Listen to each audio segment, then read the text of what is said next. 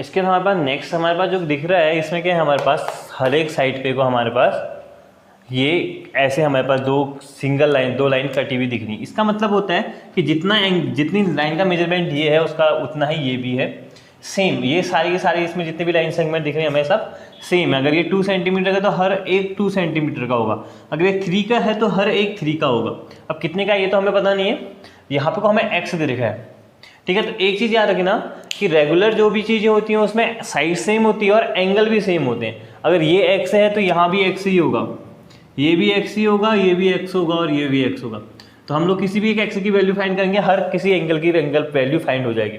तो ये हमारे पास क्या है, रेगुलर पेंटागन है। पेंटागन हमने पढ़ा था n-2 इंटू 180, हर एक एंगल का सम कितना होता है इसका निकाल लेंगे, 5-2 इंटू 180, तो कितना होगा 3 इंटू 180 इक्वल टू 540। हर एक एंगल को ऐड करोगे तो कितना आना चाहिए, 540 आना चाहिए। तो हर किसी एंगल को ऐड कर लेते हैं हम लोग यहाँ पे को, ये 540 आ गया, 5x इक्वल टू कितना आ गया 540। तो x की वैल्यू आ गई 540 अपॉन 5, x इक्वल टू आ गया 108, ठीक है। तो x की वैल्यू कितनी आएगी 108 हर एक एंगल की वैल्यू कितनी होगी 108 होगी। इसके बाद हमारे पास क्वेश्चन नंबर 7 देख लेते हैं। क्वेश्चन नंबर 7 का एक फिगर बना के दे रखे हैं उसने, उसमें भी हमने वैल्यूज फाइंड करनी है एक्स वाई जेड। उनका क्या फाइंड करना है हमने, एक्स वाई जेड। एक आपको दे रखा है इसमें find X plus Y plus Z हमने फाइंड करना है। फिगर ऐसा बना रखा है कुछ, ठीक है। ये हमारा फिगर है, इसमें से यहाँ पे को एक्स लिख रखा है, यहाँ पे को वाई और यहाँ पे को जेड। ये दे रखा है हमें एंगल 30 डिग्री का और 90 डिग्री का, और ये एंगल नहीं दे रखा है, ठीक है। तो हमने इसमें फाइंड करना है क्या, हमें एक्स वाई जेड चाहिए। एक्स वाई जेड के लिए देखो, अगर ये हमारे पास 30 डिग्री है, मैंने बताया था आपको एक स्ट्रेट लाइन कितने का एंगल बनाती है 180 का एंगल बनाती है।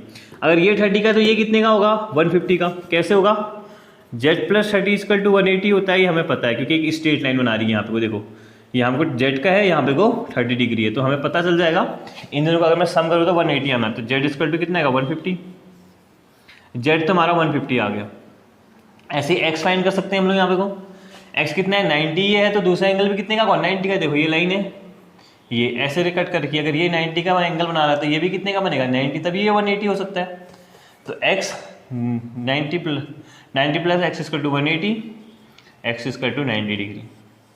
x भी हमें फाइंड हो गया। y देखते हैं, y के लिए हमें ये वाला एंगल पता होता तो पता चल जाता। ये एंगल कैसे पता चलता है, अगर मैं मान लूँ इसको a, ठीक है, अगर मैं इसको a मान ले तो हमें पता है 30 plus 90 plus a equal to 180 होता है, सबको पता है। तो एंगल के तीनों इंटीरियर एंगल का सम 180 होता है। तो 30 प्लस 90 हो गया 120 प्लस a इक्वल टू 180, तो a इक्वल टू आ गया 180 माइनस 120, तो a इक्वल टू आ जाएगा 60 डिग्री। इसका मतलब हो गया कि ये एंगल कितने का है 60 डिग्री का है। अगर ये एंगल 60 डिग्री का है हमारे पास तो ये एंगल कितने का हो जाएगा, एक स्ट्रेट लाइन। अगर ये एंगल हमको 60 का है तो ये एंगल 120 का होगा, तभी 180 बनाएंगे। तो हम लोग इसको सीधे लिख सकते हैं यहाँ पे को 60 प्लस वाई इक्वल टू 180, तो y इक्वल टू 180 माइनस 60, तो y इक्वल टू आ गया हमारे पास 120। हमें क्या फाइंड करना था, x plus Y plus Z. x हमें पता चल गया कितना 90, x plus Y plus Z 90 plus 150, y हमारे पास कितना है 120 और z कितना है 150। तो इनको ऐड कर लेंगे, 90 प्लस 120 210 210 प्लस 150, तो ये हो गया हमारे पास 360 डिग्री।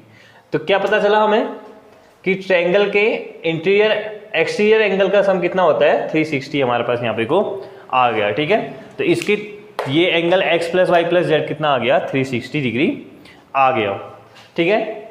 इसके बाद लास्ट इसका बी पार्ट वो देख लेते हैं।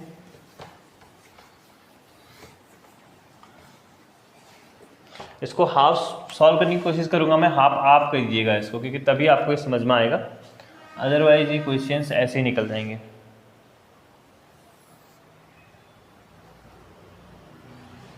ये हमें 120, ये x, ये 80 डिग्री, ये y, ये 60 डिग्री, ये x, और ये w दे रखा है हमें यहाँ पे को, ये w दे रखा है लेकिन ये एंगल नहीं दे रखा है। ठीक है, तो हमने इसमें फाइंड करना है क्या, x plus Y plus z plus W.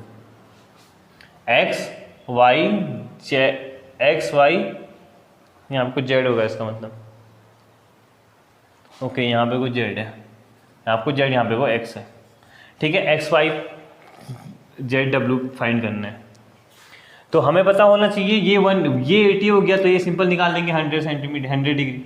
अब तो समझ में आ गया कहीं स्ट्रेट लाइन बना रही है तो 180 माइनस 80, ऐसे 60 है तो ये कितना आएगा 120।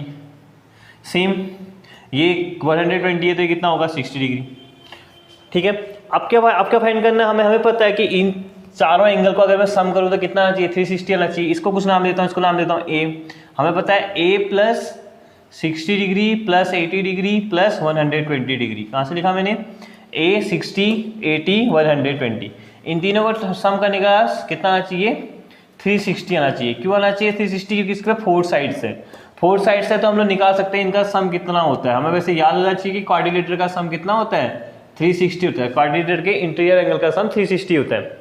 तो इन सबको ऐड कर लूँगा, a प्लस 80 प्लस 60 करेंगे तो कितना आएगा 140 प्लस 120 इसका टू 360, तो ये आ जाएगा 260 062 260 आ जाएगा ये 260 इसका टू 360। तो a कितने का आ गया हमारे पास 100 डिग्री का हमारे पास a का एंगल, जो a है ये कितना है 100 डिग्री है। अगर ये 100 है कितना हो जाएगा 80 डिग्री हो जाएगा, क्योंकि ये हमारी स्ट्रेट लाइन बना रही है। स्ट्रेट लाइन में अगर दो एंगल्स दे रखे हैं तो एक एंगल दूसरे का क्या होता है कॉम्प्लीमेंट्री होता है। ठीक है, तो ये हमारे पास सप्लीमेंट्री होता है, सप्लीमेंट्री एंगल 180 डिग्री के एंगल होते हैं, कॉम्प्लीमेंट्री 90 डिग्री का होता है। तो ये a हो जाएगा तो हमारे पास 9। अब इनको फाइंड कर लेंगे हम लोग a plus x plus Y plus z plus डब्ल्यू। X 60 plus y 100 plus z 120 और डब्ल्यू 80 डिग्री। तो इसको ऐड किया, ये यहाँ तो 200 बन गया, ये 160 बन गया, इनको ऐड करोगे तो 360 आता है। ठीक है, तो इनके ये सम इनका हमने सम किया तो कितना आ गया 360 आ गया। तो यहाँ पे तो हमारी एक्सरसाइज 3.1 कंप्लीट हो गई। अगर कोई कम क्वेश्चंस आपको नहीं आ रहे समझ में तो पर्सनली पूछ सकते हैं या कमेंट सेक्शन में मेंशन कर सकते हैं। Thank you for watching.